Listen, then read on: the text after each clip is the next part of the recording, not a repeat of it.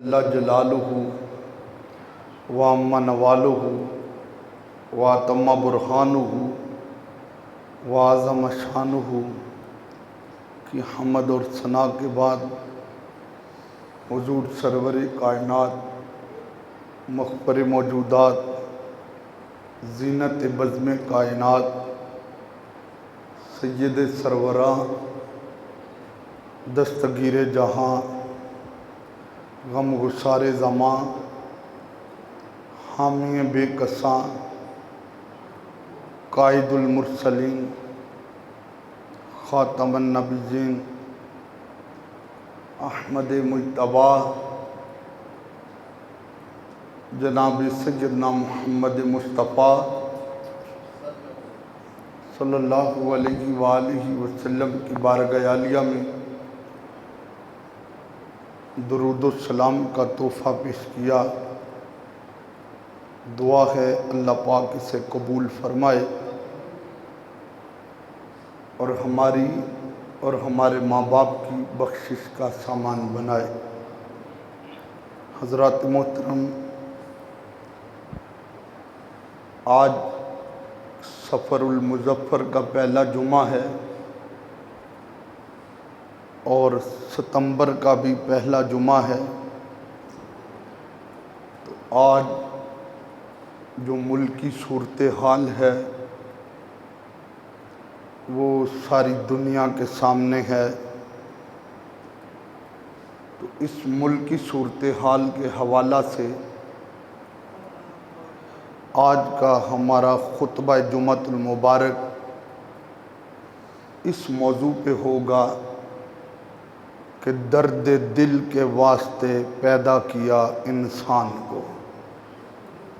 بڑا اہم موضوع ہے، آپ سنیں گے تو انشاءاللہ دل کو سکون ملتا آئے گا۔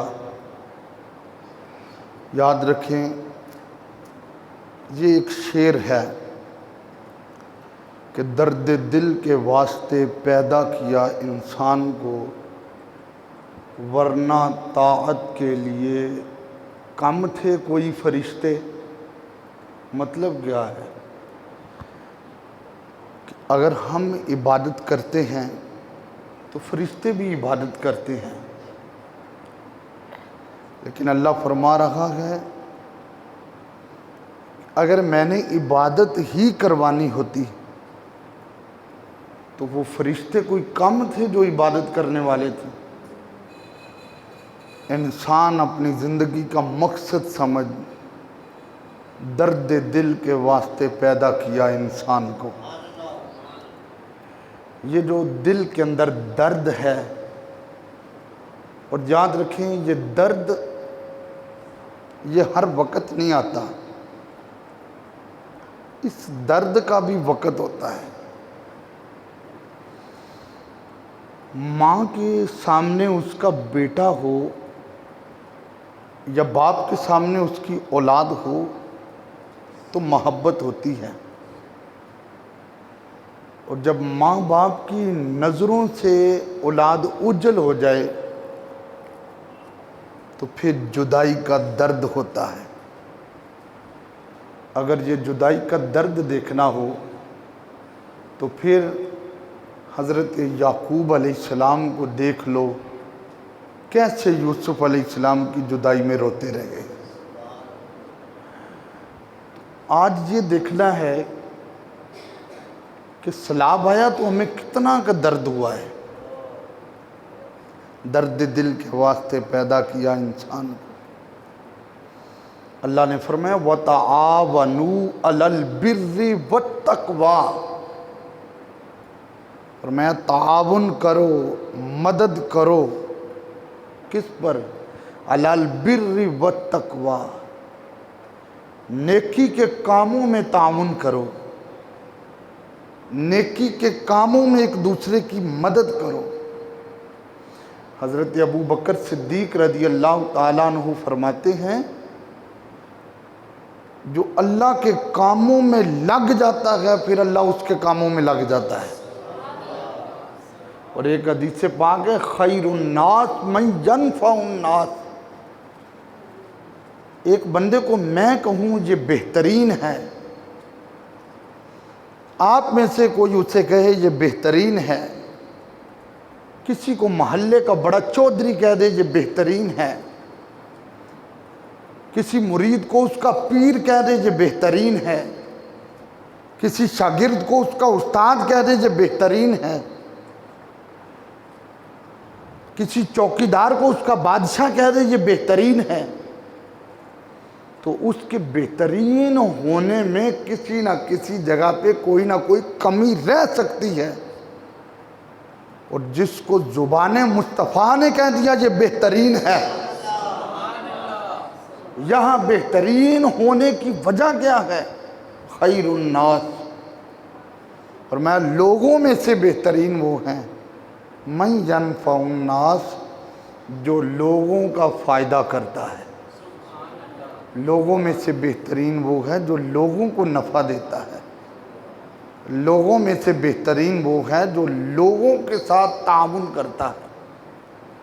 بڑی قابل توجہ باتیں ہیں۔ فرمایا وَلَا تَعَاوَنُوا عَلَى الْإِثْمِ وَالْعُدْوَانِ، گناہ پر کسی کی مدد نہ کرنا، زیادتی پر کسی کی مدد نہ کرنا، یعنی کوئی چوری کر رہا ہے تو اس کی رکھوالی نہ کرنا، دوست کی مہندی ہو تو 5-7 بوتلیں شراب کی نہ رچانا، وَلَا تَعَاوَنُوا عَلَى الْإِثْمِ وَالْعُدْوَانِ، گناہ پہ کسی کی مدد نہ کرنا۔ اس نے میرے دوست کو مارا ہے، چلو 4 دوست گئے اور اس کو مار دیا، دیکھا نہیں زیادتی کس کی ہے، دیکھا نہیں قصور کس کا ہے، بس میں نے دوست کی سائیڈ لینی ہے، نہیں۔ قرآن کہتا ہے وَلَا تَعَاوَنُوا عَلَى الْإِثْمِ وَالْعُدْوَانِ، تم نے گناہ اور زیادتی پہ کسی کی مدد نہیں کرنی ہے۔ میرے بھائیوں، یہ یاد رکھنا، مال سے کوئی سخی نہیں ہوتا، دل سخی ہو تو بندہ سخی ہوتا ہے۔ میری بات سمجھ رہے ہیں؟ مال سے بندہ سخی نہیں ہوتا، دل سے سخی ہوتا ہے۔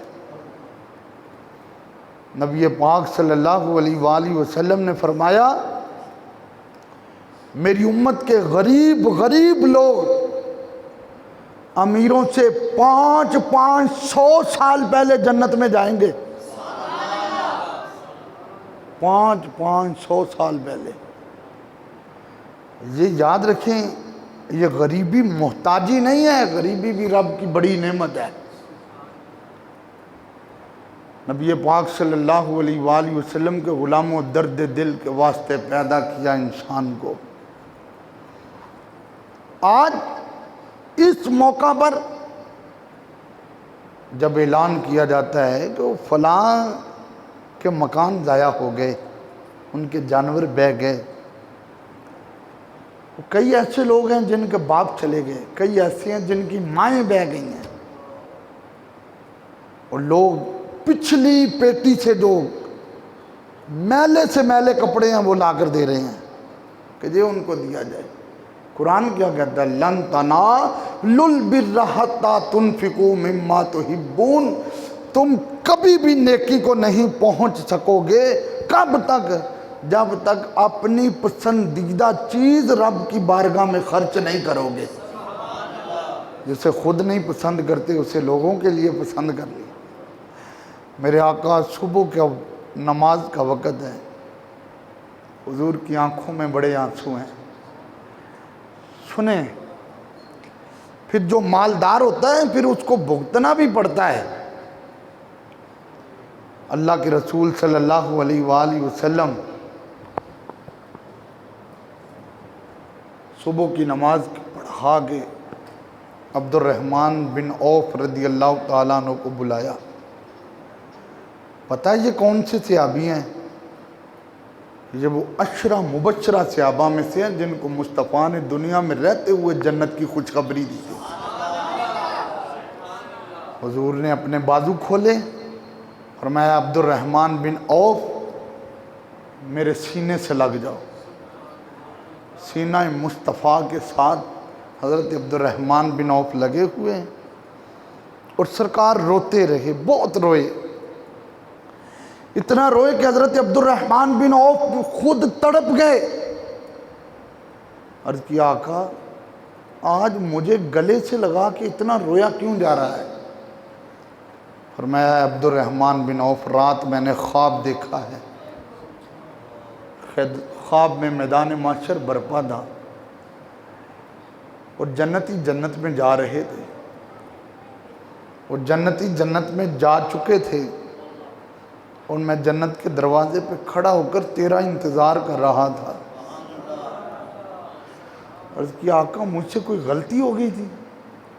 فرمایا غلطی نہیں، جب میں جنت کے دروازے پہ تیرا انتظار کر رہا تھا تو میرے پاس آیا تو تیرا پورا جسم پسینے میں ڈوبا ہوا تھا۔ آقا وہ کون سا منظر تھا؟ فرمایا جتنا اللہ نے تمہیں مال دیا ہے نا، اللہ کے فرشتے تم سے حساب لے رہے تھے، حساب دیتے دیتے اتنی دیر ہو گئی ہے۔ کوئی ایمان والے، اگر تم سے ایک گھڑی کا حساب پوچھا گیا، ایک سوٹ کا حساب پوچھا گیا، ایک بستر کا حساب پوچھا گیا، ایک دکان کا حساب پوچھا گیا تو کیا بنے گا؟ وہ صحابی اشرا مبشرہ ہیں جن کو مصطفیٰ نے دنیا میں فرمایا تھا میرا عبد الرحمن بن عوف جنتی ہے، لیکن سرکار فرما رہے ہیں تمہیں حساب دیتے رہتے اتنی دیر ہو گئی کہ میں تیرا انتظار کرتا رہا کب میرا عبد الرحمن آئے گا۔ میرے بھائیو، درد دل کے واسطے پیدا کیا انسان کو۔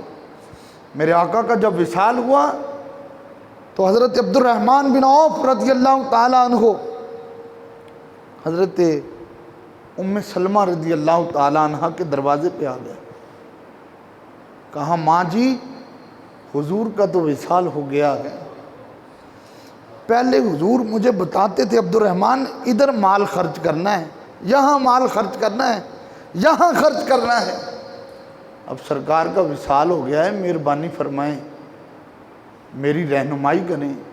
حضرت ام سلمہ کی آنکھوں میں آنسو آ گئے، کہا عبد الرحمن بن عوف میں کون ہوتی ہوں حضور کی جگہ لینے والی؟ کہا پھر آپ نہیں بتائیں گے تو عبد الرحمن کہاں جائے گا؟ کہا اچھا اس طرح کرو، تم آدھا مال اللہ کی راہ میں خرچ کر دو، تیرا مال غریبوں یتیموں مسکینوں کے کام آئے گا، میدان محشر میں کوئی معاملہ ہوا تو حضور کی بارگاہ میں تمہاری سفارش کر دوں۔ اور میرے آقا کے جتنے بھی اصحاب گئے، مل کے سبحان اللہ کے اندر آنے، میرے آقا کے جتنے بھی اصحاب گئے، ایسی مبارک جماعت پہلا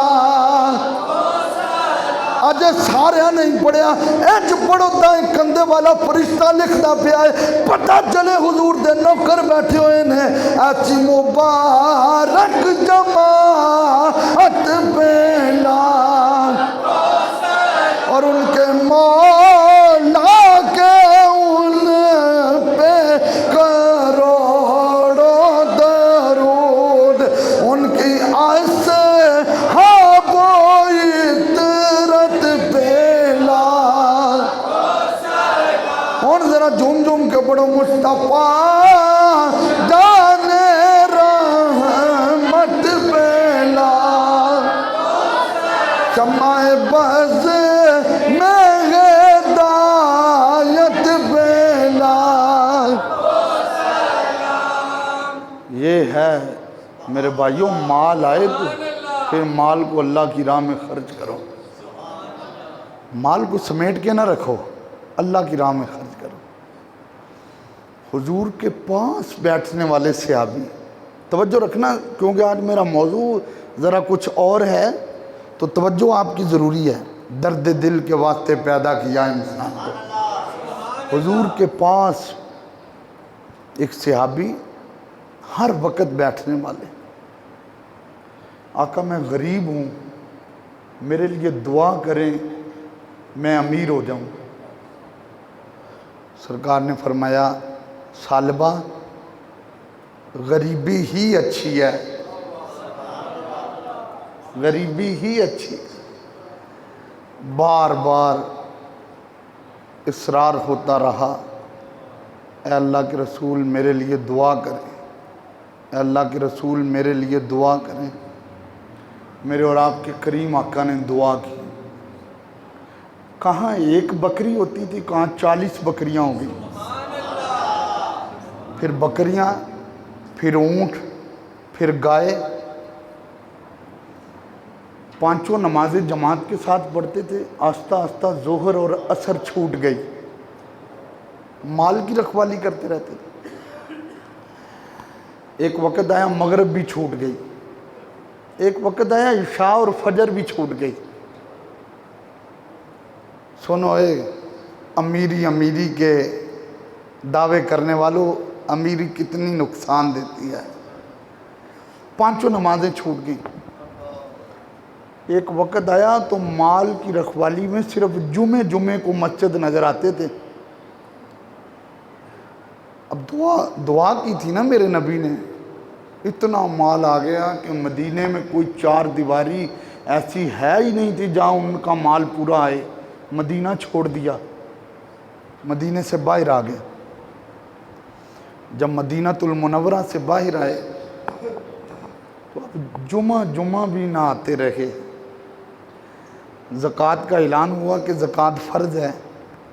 میرے نبی نے زکوٰۃ کا امیر مقرر کیا حضرت ابو ہریرہ رضی اللہ تعالیٰ عنہ کو۔ فرمایا جاؤ سالبہ کو کہہ دو کہ اپنے مال کی زکوٰۃ دے۔ حضرت ابو ہریرہ آئے اور سالبہ کو کہا یہ تیرے اونٹ، یہ تیری بکریاں، یہ تیری گائے، زکوٰۃ دو، ان کی زکوٰۃ بنتی ہے۔ کلیکشن کی، اتنی بڑی زکوٰۃ کی رقم بن گئی۔ آج کسی کو بتایا جائے بھائی زکوٰۃ دو تو اس کو لاکھوں میں اگر لاکھ دینے پڑ جائیں تو وہ کہتا ہے اتنے بڑے پیسے۔ یہ نہیں دیکھتا کہ جب تمہارے پاس آتے ہیں اس وقت تمہیں زیادہ نہیں لگتے، اور جب رب کی راہ میں دینے ہو تو پھر زیادہ لگتے۔ تو حضرت سالبہ رضی اللہ تعالیٰ عنہ آپ نے جب کلیکشن کی کہ اتنا بڑا مال اور وہ بھی زکوٰۃ کا، حضرت ابو ہریرہ کو ایک جملہ کہا تم چلو نہ میں خود حضور کی بارگاہ میں آتا ہوں۔ جب یہ جملہ کہا تو حضرت ابو ہریرہ نے آ کر حضور کو بتایا۔ حضرت ابو ہریرہ کہتے ہیں خدا کی قسم میں نے آقا کریم کی آنکھوں میں دیکھا تو حضور کی آنکھوں میں آنسو اتر آئے۔ جہاں محبت ہوتی ہے نا پھر وہاں یہ جملے نہیں بولے جاتے کہ تم چلو میں آتا ہوں۔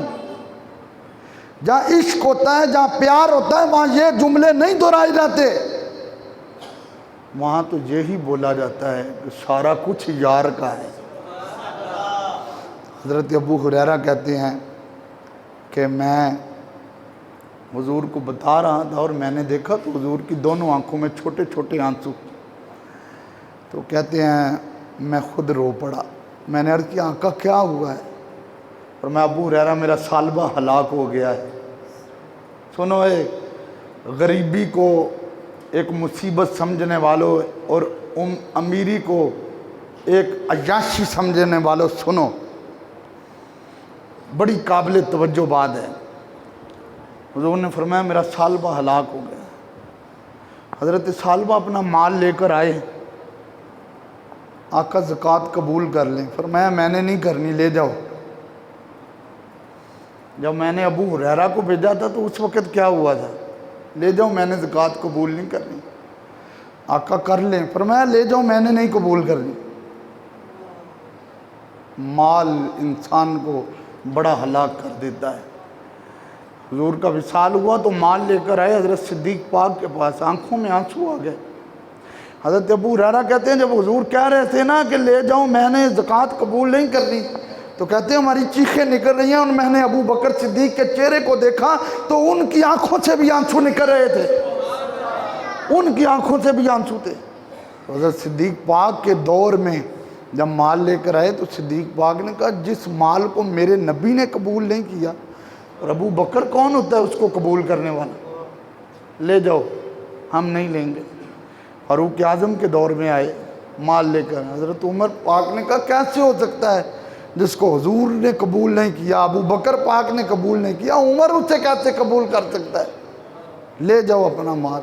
میرے بھائیوں، اگر رب نے مال دیا ہے تو اس مال کو خدا کی راہ میں خرچ کیا کرو، اس لیے کہ خرچ کرنے سے وہ مال کم نہیں ہوتا، وہ مال دنیا میں بڑھتا بھی ہے، رحمتوں کا سامان بھی بنتا ہے، اور قبر و حشر میں نجات کا سامان بھی بنتا ہے۔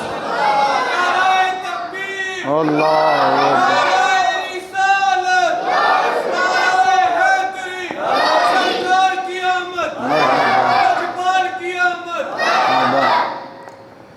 اس سیالکوٹ کی فیکٹری میں ایک گارڈ کھڑا ہوتا تھا، ایک گارڈ، سیالکوٹ کی فیکٹری میں ایک گارڈ کھڑا ہوتا تھا، اور پتہ ہے وہ گارڈ وہ ایک دن فیکٹری کا مالک بن گیا، اور لوگوں نے پوچھا تم مالک کیسے بنا؟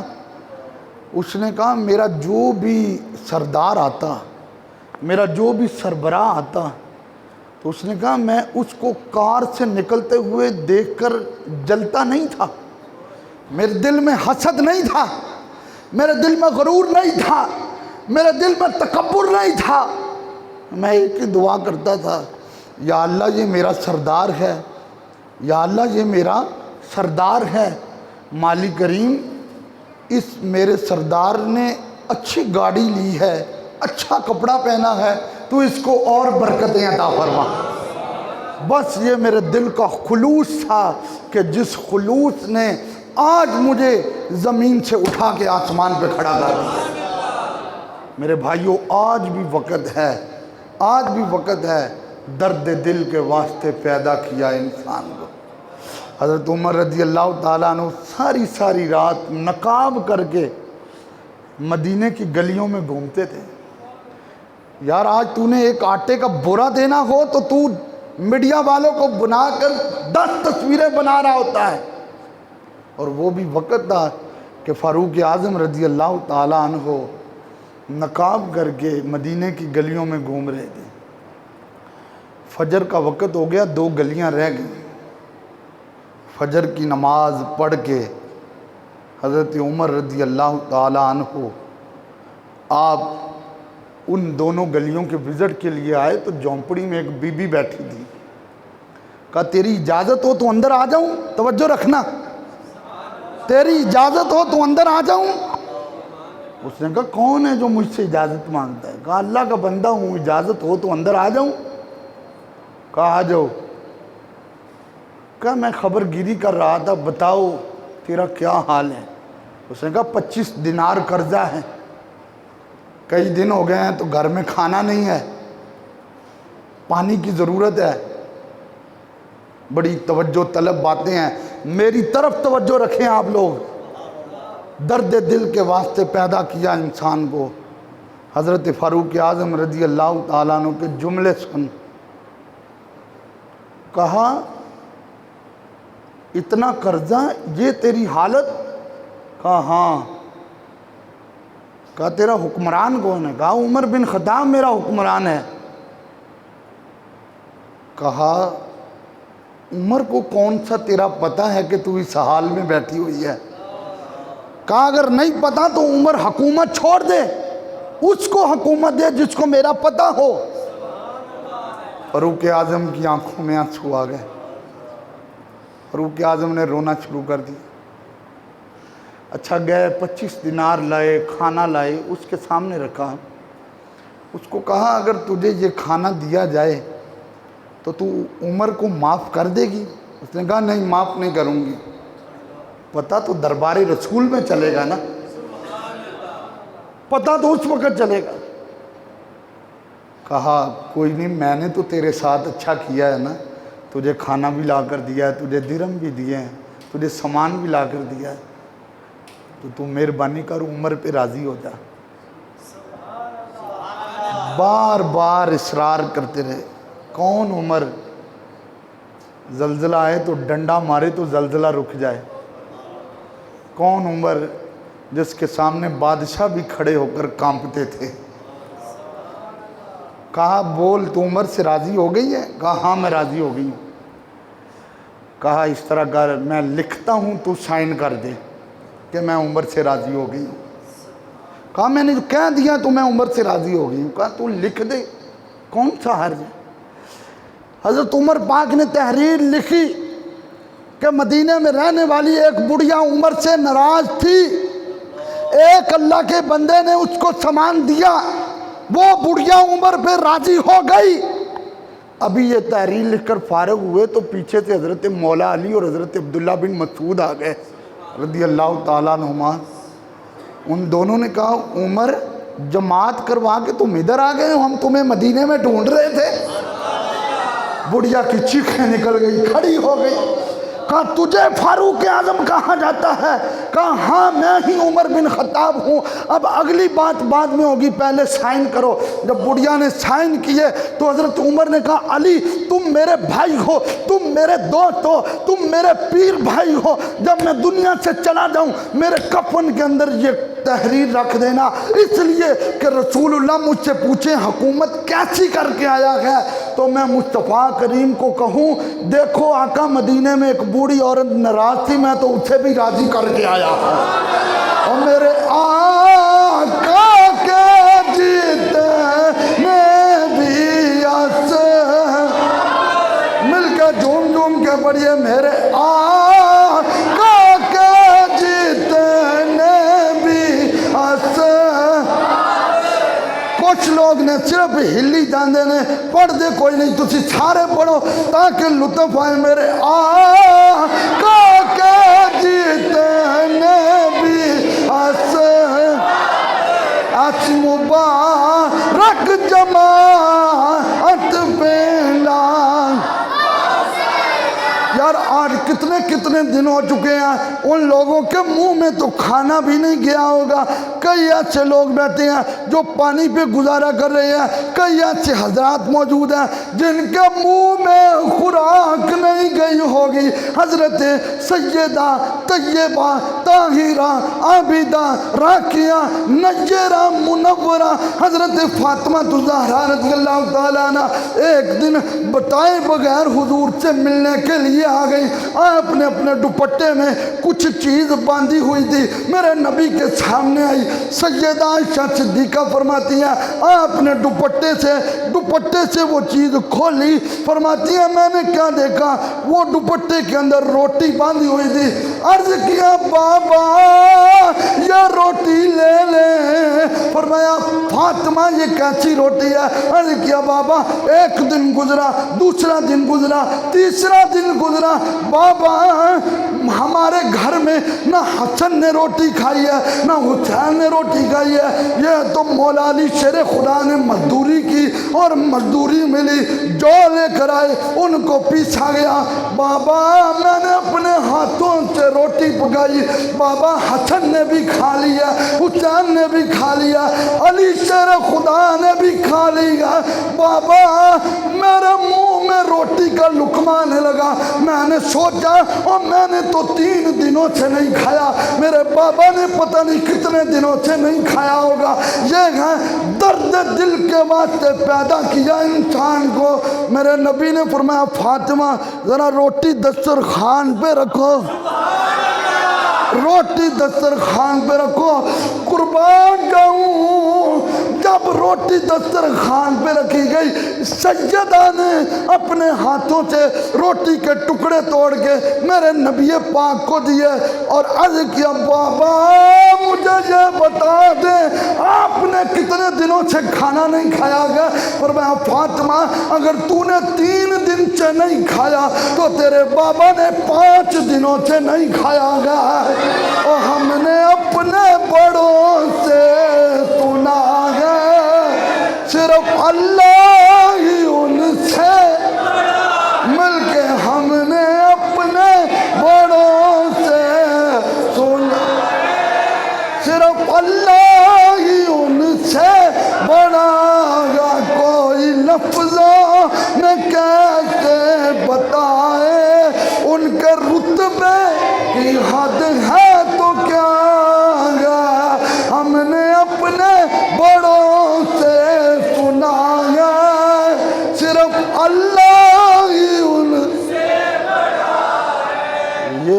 درد دل کے واسطے پیدا کیا. یہ ماہ سفر ہے نا، حضور داتا علی اجمیری کا عرس آ رہا ہے. توجہ ہے نا؟ سبحان اللہ کہنے ذرا ایک بار. کشف المحجوب ہے داتا صاحب کی بڑی پیاری کتاب ہے.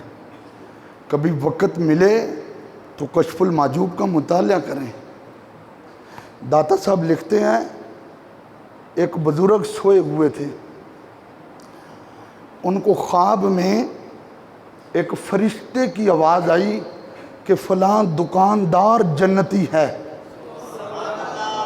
توجہ رکھنا سارے دوست، فلاں دکاندار جنتی ہے.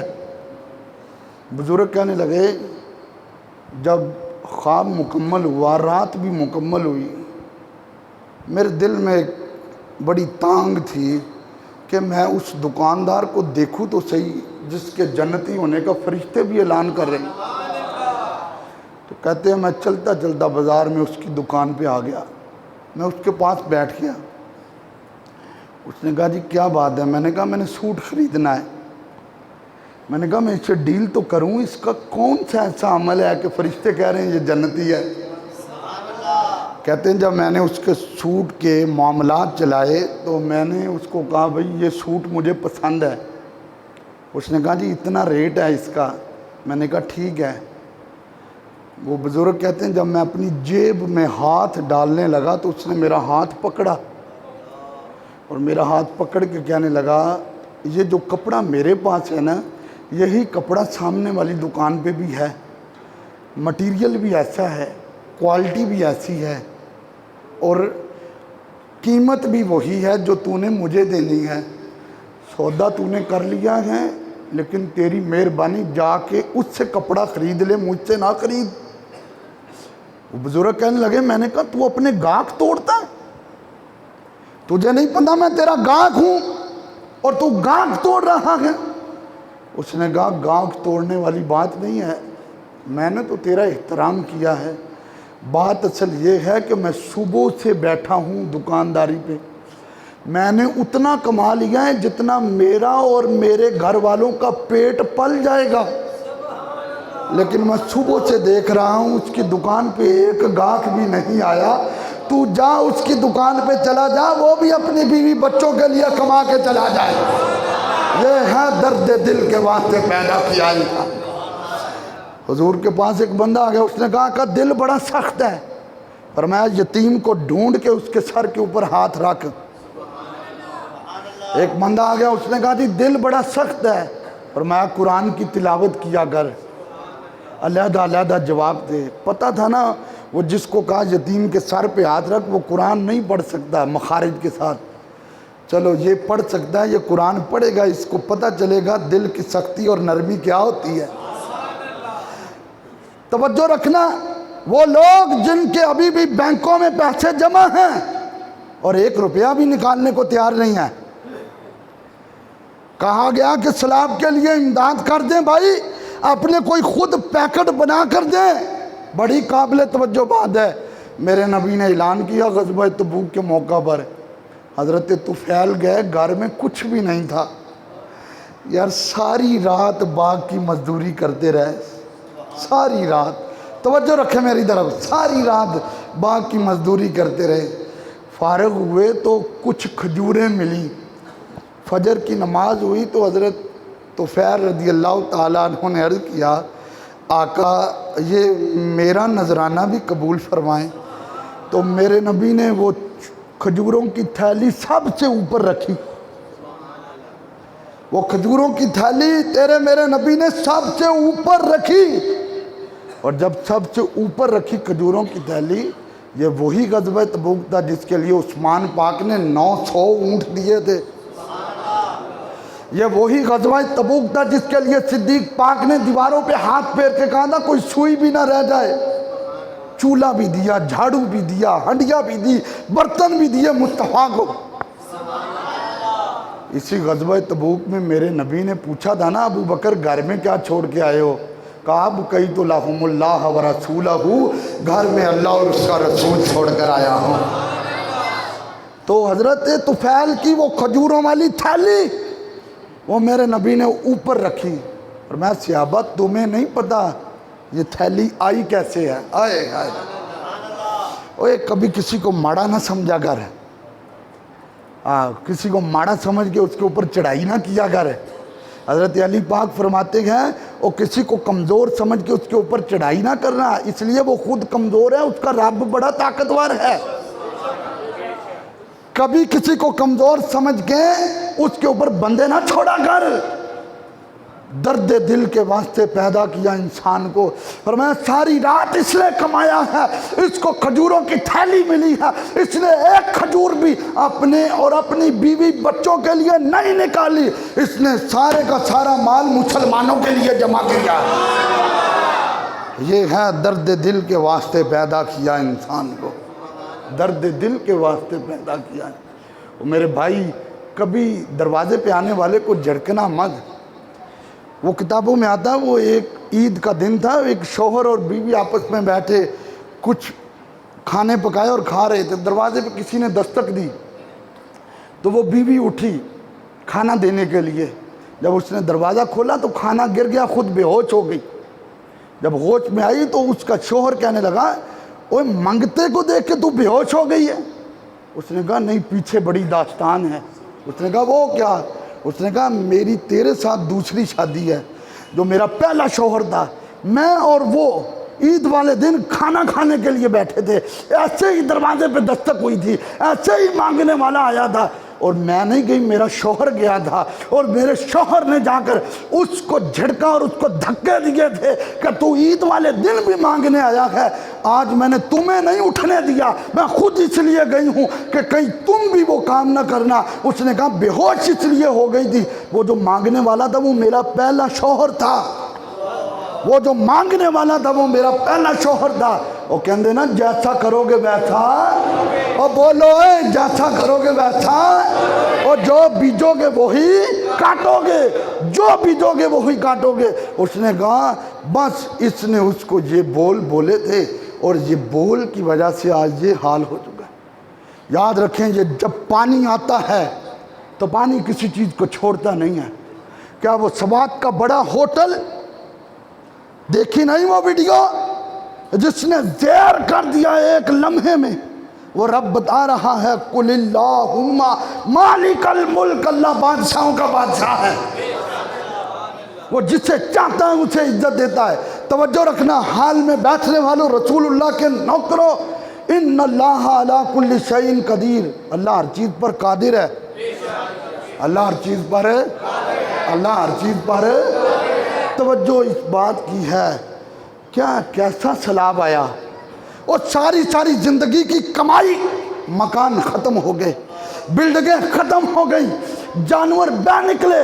وہ میں بلوچستان کی ویڈیو دیکھ رہا تھا، ایک بڑا گراؤنڈ تھا جس میں جانور ہی جانور مرے پڑے تھے۔ کیا اس سیلاب کو دیکھ کر ہمارے 2 نمازی بھی زیادہ ہوئے؟ کیا اس سیلاب کو دیکھ کر کیا ہم نے روزانہ قرآن کھولنا شروع کیا ہے؟ کیا اس سیلاب کو دیکھ کر ہم نے فلمیں دیکھنا چھوڑی ہیں؟ کیا اس سیلاب کو دیکھ کر ہم نے گانے سننے چھوڑے ہیں؟ کیا اس سیلاب کو دیکھ کر ہم نے رب کی نافرمانیاں چھوڑی ہیں؟ کیا ادھر پانی آ سکتا ہے تو ادھر نہیں آ سکتا؟ کیا وہ کریم، وہ مہربان ہے تو وہ قہار اور جبار بھی ہے؟ اگر وہ پانی سے وہ بلڈنگیں گرا سکتا ہے تو وہ زلزلے سے یہ بلڈنگیں نہیں گرا سکتا؟ اور تمہارے پاس تو چھت کا صاحبان ہے، ان سے پوچھو جن کو 15 دن ہو گئے ہیں چھت نہیں ملی۔ تم تو نہا کر آئے ہو اور ان کے لیے پینے والا پانی بھی نہیں ہے۔ تم تو صبح ناشتہ کر کے آئے ہو، ان کے لیے کھانا بھی نہیں ہے۔ لیکن تم نے اس صلاۃ سے کیا اثر لیا؟ کیا تمہارے ایک نمازی کی بھی اضافہ ہوا کسی مسجد میں؟ وہ فجر کے وقت وہ 3 یا 4 صفیں، وہ جمعۃ المبارک کو اندر باہر دنیا ہی دنیا، اور وہ عصر اور ظہر میں 1.5 صف، اور وہ مغرب میں صحن برا ہو، عشاء میں پھر 1.5 صف، پھر کہ یا اللہ معاف کر دے۔ معافیاں کیسے ملیں گی؟ کبھی سوچے تو صحیح ہم کس موڑ پہ کھڑے ہیں؟ انڈیا والوں نے پانی چھوڑا، کوئی بندہ مجھے کھڑا ہو کر بتائے کہ اس نے کہا ہو انڈیا والوں نے ظلم کیا، میں آج سے انڈیا کی فلم بند کرتا ہوں۔ کسی نے کہا ہو انڈیا والوں نے پانی چھوڑا تو میں انڈیا کے گانے سننا بند کرتا ہوں۔ تم یوٹیوب پہ لائک کرتے ہو یا سنتے ہو تو فائدہ تو انڈیا کو ہو رہا ہے. کارٹون انہوں نے بنائے ہیں، ان کے ساتھ ساتھ باقی انگریزوں نے بھی. فلمیں ان کی ہیں.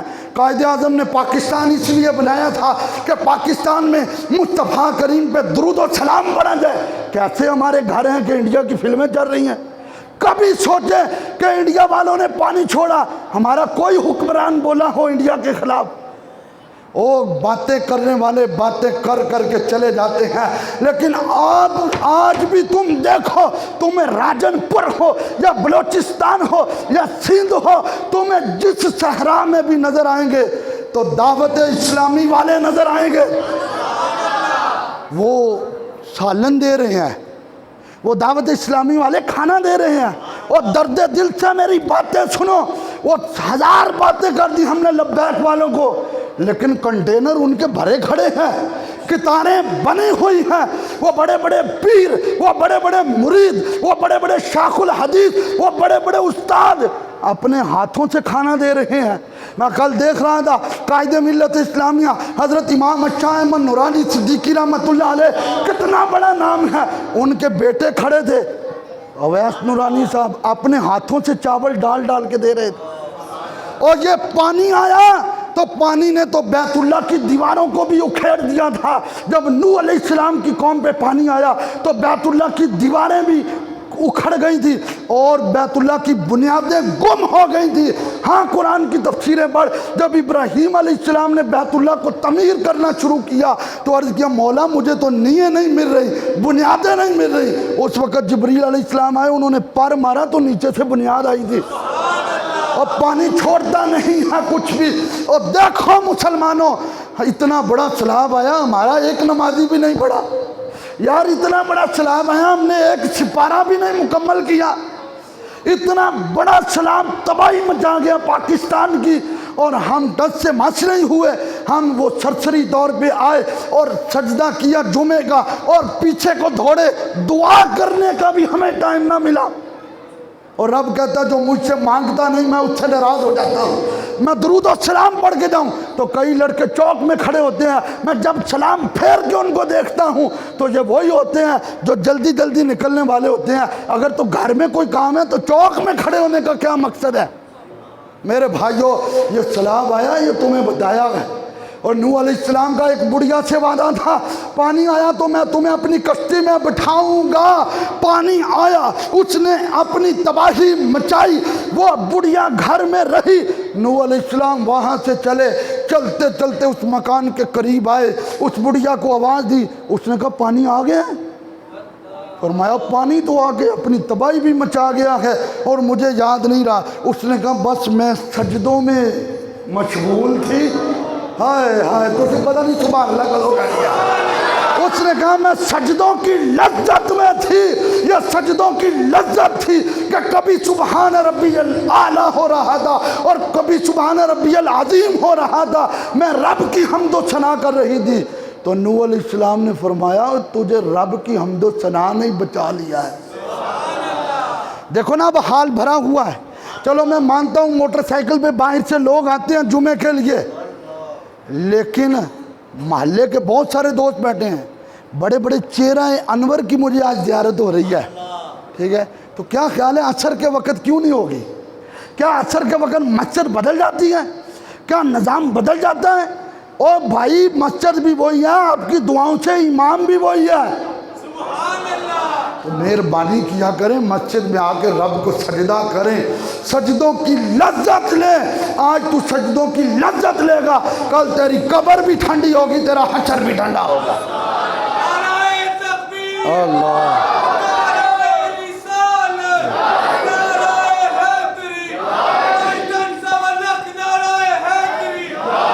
ایک بول بولا گیا. ہم دکانوں پہ بیٹھتے ہیں، چوکوں میں بیٹھتے ہیں، بیٹھکوں میں بیٹھتے ہیں، روڈوں پہ بیٹھتے ہیں. وہی مولویاں دا سیاست نہ کیڑا کوئی کام ماں بول مولویاں دا سیاست نہ کیڑا کوئی کام ماں. اچھا جڑے جاہل لوگ ہیں وہ تے بول دے ہیں، جڑے پڑھے لکھے سمجھدار لوگ ہیں وہ بھی بہن مولویاں دا سیاست نہ کیڑا کوئی کام ماں. اور سنا مولویوں کا سیاست کا کام ہے. آج ستمبر کی کتنی تاریخ ہے؟ اور بولو تو صحیح، ہفتہ کل 3، کل اتوار نو، سومار نو، منگل نو، بدھ نو۔ 7 ستمبر 1974 کو پاکستان کے بڑے فلور قومی اسمبلی میں MNA کی سیٹ پہ بیٹھ کے قائد ملت اسلامیہ حق و صداقت کی نشانی امام شاہ احمد نورانی صدیقی رحمۃ اللہ علیہ، انہوں نے جون 1974 میں قرارداد پیش کی، ہزاروں میل سفر کیا، جولائی اور اگست کا مہینہ گزرا، ستمبر کی 7 تاریخ کو پاکستان کی اسمبلی میں بیٹھ کے بنوایا۔ جو میرے نبی کو آخری نبی نہیں مانتا وہ کافر ہے۔ وہ کون ہے؟ وہ سینے دا دور لا کے بولو محمدی مسجد نمازیو، جو میرے نبی کو آخری نبی نہ مانے وہ کون ہے؟ ادھروں باز آیا، ادھر والے تو بالکل گم ہوئے پہنے، جو میرے مصطفیٰ کو آخری نبی نہ مانے وہ کون ہے؟ قرآن کی آیت کا منکر ہے اور قرآن کی آیت کا منکر کافر ہے۔ امام نورانی کے پاس مرزا ناصر آیا، لاہور والا، اے مرزا قادیانیوں دا بڑا گرو تھی، انہیں پتہ ہے کہ انہیں اینی بڑی دولت، اس 1974 دی دولت، آج دی نہیں، 1000 روپیہ تڑائیے تو پتہ نہیں لگتا، وہ ادوں دی اینی بڑی دولت آپ کے قدموں میں رکھ کے کہنے لگا، ہن تاری سبحان اللہ میں ویکھڑی ہیں، آپ کے قدموں میں رکھ کے کہنے لگا یہ پیسے لے لیں اور صرف ایک لائن نکال دیں کہ قادیانی جو کافر ہے نا، یہ لائن نکال دیں۔ فرمایا تو نے مجھے خریدنے میں دیر کر دی ہے، اصل میرا سودا ہو گیا ہے۔ کہاں ہوا ہے؟ کہا میرا سودا بازار مصطفیٰ میں ہو گیا، مجھے میرے نبی نے خرید لیا ہے، میں بازار مصطفیٰ میں بک چکا ہوں۔ اب دنیا کی ساری دولت نورانی میاں کے جوتے کی بیک سائڈ کو ٹھکرا کر جا رہی ہے، اور سنو نورانی میاں تو بازار مصطفیٰ میں اپنا سودا کر چکے ہیں۔ اور پھر قومی اسمبلی میں بیٹھ کے پھر نورانی میاں نے چھکے چھڑائے تھے، 10 مولوی اندر گیا تھے، کام ہویا کہ نہیں؟ اور بولو تو صحیح، ووٹ تسی پھر نواز شریف دے عمران خان نو دینا وا، لیکن گل سن لو، او مولوی اندر گیا تو فائدہ ہویا کہ نہیں؟ ہویا کہ نہیں؟ اے یاد رکھو، اے ہی فائدہ۔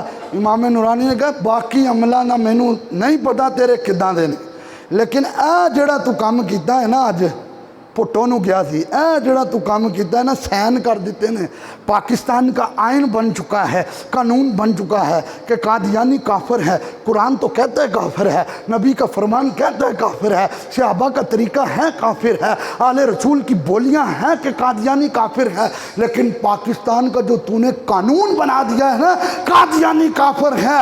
اس پہ نورانی کہہ رہا ہے کہ جب تو میدان معاشر میں آئے گا تو حضور کہیں گے جگہ چھوڑ دو، یہ وہی بھٹو آ رہا ہے جس نے میری ختم نبوت پہ پیرا دیا تھا، اور میری ختم نبوت پہ پیرا دیا تھا۔ تو انشاءاللہ 7 ستمبر کو ایک جمعیت علماء پاکستان کی طرف سے ریلی ہوگی، 2 بجے دھوبی گھاٹ سے چوک گھنٹہ گھر تک، 2 بجے دھوبی گھاٹ سے چوک گھنٹہ۔ کسے مولوی نو چہرہ نہیں بکھانا، کسے MNA MP نو نہیں بکھانا چہرہ۔ اے ویڈیو اے جڑی ہے میرے والے ویکھو ذرا، اے سجے کندھے والی ویڈیو جو میدان معاشر چلنی ہے، سرکار خود ویکھ رہے ہیں۔ اور دوسری ریلی ہوگی انشاءاللہ پاکستان سنی تاریخ کی طرف سے، جن کا آج کام پورے پاکستان میں، پورے فیصل آباد میں بور رہا ہے، وہ دسترخوان کا کام ہو، وہ سلاب زدگان کی مدد کا کام ہو، یا اس کے علاوہ وہ محافل کا کام ہو، وہ کنونشن کا کام ہو، کام بولتا ہے تحفظ ختم نبوت ریلی 7 ستمبر بروز بدھ کو، بروز 3 بجے، کہاں سے؟ اسٹیشن چوک سے چوک گھنٹہ گھر تک۔ دونوں ریلیوں میں یہ 2 بجے ٹائم کے بڑے پکے ہیں جمعیت علماء پاکستان والے، 2 بجے ان کی، 3 بجے ان کی، حاضری لگوائیں ادھر بھی ادھر بھی۔ پیر میر علی شاہ صاحب فرماتے تھے اور میرے نبی کی ختم نبوت کا کام کرو، حضور کا دست مبارک تمہاری پشت پہ ہوتا ہے۔ مرزا قادیانی نے کیا سنا؟ اوے تاڑے نبی سچے نے؟ فرمایا ہاں۔ انہیں کیا دلیل؟ فرمایا تو انج کر 2 قبرہ کھڑ۔ انہیں کہا جی قبرہ نہیں کمرے۔ فرمایا اچھا تو دس۔ انہیں کہا جی کمرے چ بند کرو تو 3 دن کمرے دا بوہا نہ کھولیا جاوے، تو ونڈو کھڑکیاں ویسے ہی بند۔ فرمایا نہیں، कमरे च फिर भी किसी ना किसी पासों हवा आती रहनी है। तो उसी दो कबरां बनाओ, एक च तू लम्मे बह ते एक च मैं पैना, तो तीन तीन दिन तो तीन तीन रातां नहीं। और मुहम्मदी बच्चेदां ने हुण मैं तुहाडे दिलां दा ज़ौक वेखण लगा, पर मैं तीन तीन दिन तो तीन तीन रातां नहीं, एक महीने बाद तैनूं कढना वा ते एक महीने बाद मैनूं कढना वा। वो किसी ने पूछा, वो भज गया, उन्हें भजना ही सी जिहड़ा लैटरीन च मरिया। ये कादियानी लैटरीन च मरिया जे। वो अकैडमी च पढ़ने वाले नौजवानों, तुहानूं जदों मरज़ई सवाल करते हो तो हक्के बक्के रह जाते, ऐ की हो गया? ये कादियानी, मिर्ज़ा कादियानी लैटरीन में मरा था, वाशरूम में मरा था। याद रखो, नबी जहाँ फौत होता है वहीं नबी की कब्र बनती है और उसी मट्टी से नबी बनाया जाता है। ये तो हरामी है, ये खबीस है, ये लानती है। मेरा मुस्तफ़ा आखिरी नबी है, ताजदार खत्म नबूवत, ताजदार खत्म नबूवत, ताजदार खत्म नबूवत। बाहर वाले भी हाथ चुक लो, शीशियां जो मैनू नजर आते पै जे, तुसीं बाहर वाले बड़े सोहने लगते पै जे। ताजदार खत्म नबूवत, ताजदार खत्म नबूवत, ताजदार खत्म नबूवत, ताजदार खत्म नबूवत। उन्हें कहा जी एक महीने की गल है, ये तो 3 दिनों की नहीं मनी, वो भज गया। पीर मेहर अली शाह साहब को लोगों ने हाथ जोड़ दिते, हुजूर एक कबर च वड़ना, उत्ते सलेटां, उत्ते मिट्टी, ये तुसीं किड्डी वड्डी गल कही है। फरमाया मैं कोई आपे कही आ, मैनू हुजूर पिछों कहंदे रहंदे सी तो मैं करदा जा रहा था। और ये हाँ खत्म नबूवत पे पैरा। तो ये मैं तुहानूं दोवां रेलियां दी दावत देती है। क़यामत नूं ये नहीं कहना भी बिला सियालवी ने तो दावत दिती नहीं सी। तो कल तो परसों 3 ते 4 साडी मस्जिद खत्म नबूवत कॉन्फ्रेंस हो रही है। कल इशा तो बाद मेरे सुसर ते साथ उन्होंने सालाना खत्म है।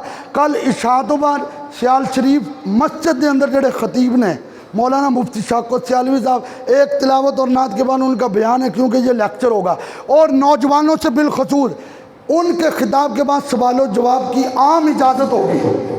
और फिर जो इतवार वाले दिन सुबह 9 बजे से लेकर 12-1 बजे तक प्रोग्राम है, जिसमें मुफ्ती गुलाम रसूल कासमी साहब हैं और बदियुज़्ज़मान भट्टी साहब हैं, लाहौर हाई कोर्ट के एडवोकेट हैं। इन्होंने सारे मुनाजरे किए हैं कादियानियों से। तो मैं तो दावत दे दी है, फ्लैक्सां लवा दी ने। इंशाअल्लाह आशिकान रसूल वैसे ही साड़ी मस्जिद के बड़े आशिक ने। ऐ तो एक होर नवी खबर देनी है, ऐ पहली जमात का कायदा आ गया जी, 8वीं जमात की क्लास आ गई। अज मैं स्कूल गया ना तो मैं आखिर चलो जुम्मे भी दसांगे। 6वीं जमात की किताब आ गई जे, तो 7वीं की आ गई जे। जिस तरह English, math, general science, Urdu एक सब्जेक्ट है, ऐसे ही गवर्नमेंट पंजाब ने तर्जुमातुल कुरान एक सब्जेक्ट बना दिया है। सुभान अल्लाह को और जरा काम चंगा करन उन्होंने तो सुभान अल्लाह खैर। ये इसमें है क्या, इसमें पूरी सूरतें ही सूरतें हैं। पहले पता क्या होता था, इस्लामिया 70 नंबरों की, नाजरा 30 नंबरों का। वो बच्चे कहते नाजरा छड्डो इस्लामिया लंघ जावांगे। हुण उन्हें क्या इनू पास करोगे तो अगलियां किताबां पास होणगियां। ठीक है, तुसीं तर्जमा नहीं सी पढ़ते, उन्हें भी क्या इनू ज़रूरी करो। अल्लाह साढ़े सारिਆਂ ਦਾ हामी नासिर होए। बाहर इंशाअल्लाह शनावर भाई और ये एक लड़का खड़ा होएगा। मेरा दफ्तर